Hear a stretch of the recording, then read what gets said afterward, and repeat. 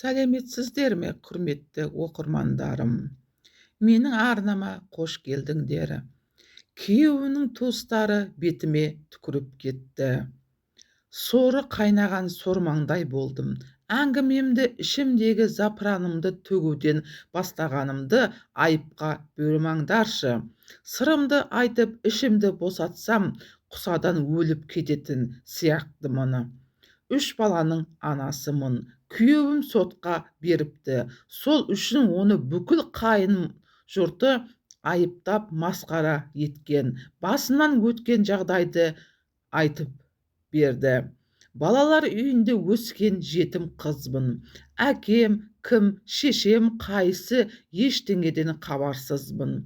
Өмірге келгеннен өзімді ешкімге керексіз сияқты сезініп келемін. Кемістеу, шеттетудің түрін көріп өстім. Мектепті бітірген соң кәсіптік колледжге оқуға түсіп, сол жерде Серік есімді жігітпен таныстым. Көп ұзамай мені алып қашып ауылына апарды.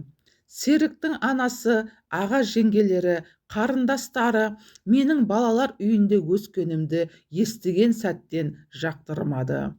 Кім мен құда боламыз, мына тастандыдан басқа қыз құрып қалды ма деп бірінші күннен тиісті. Серікті сол үшін отырыста опақ тұрса сопақ етті. Қатының жаман деп күнде миын жей бергесін, ол да зомби болып қалған. Қит еткен нәрсеге жұдырығын ала жүгіретін. Құдай куә ғой, енемнің тепкісінде, байымның сабағанында шыдадым. Беттеріне қарсы келген емеспін, бірақ бекерақ сорлы болыппын. Сол үйдің тегін құлы болдым. Ал құлды қай жағынан жақсы көруші еді.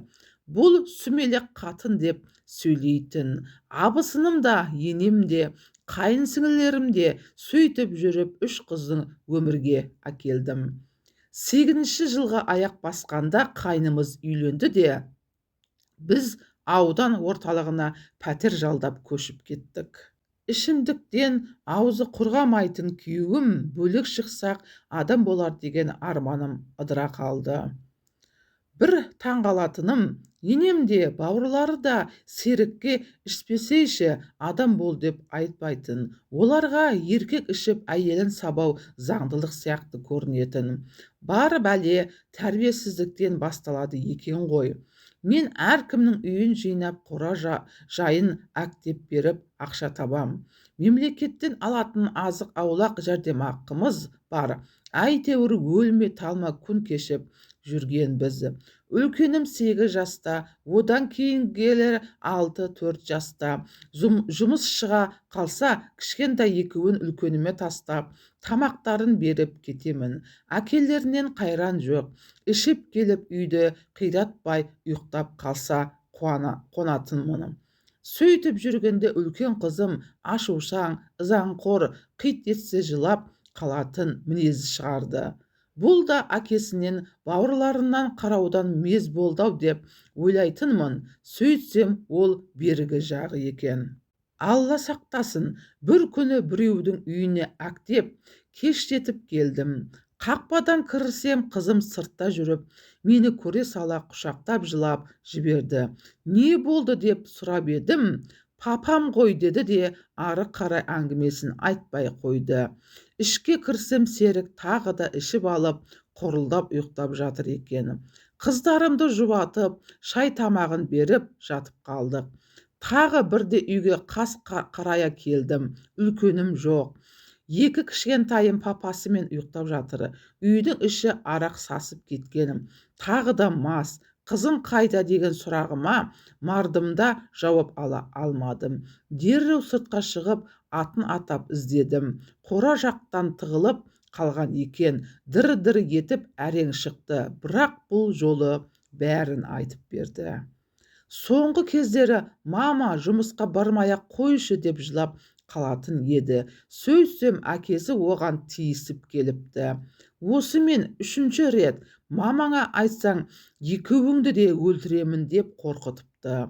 Сен түк білмегенде жүре берші дегенде күйеуімді жатқан жерінде балталап тастағым келді, бірақ есімді тез жинап жедел жәрдеммен қызымды ауруханаға апардым.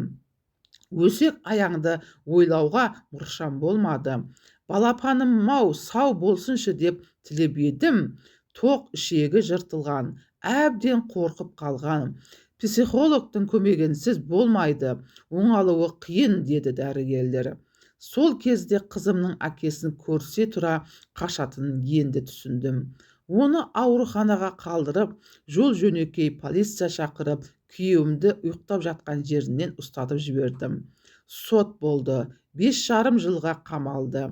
Бәрінен де жаныма батқаны, Серіктің мен оны зорламадым, тек жай ғана сәл-сәл жеңіл желпі кіргіздім. Бастысы аман сау тірі ғой дегені. Өйтіп айтқанша өле салғаны дұрыс еді.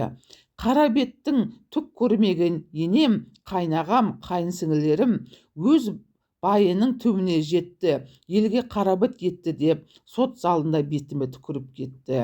Бәле жаптың, қызыңды басқа біреу зорлаған деп дес бермей отыр. Неткен тас жүрек намыссыз жандар.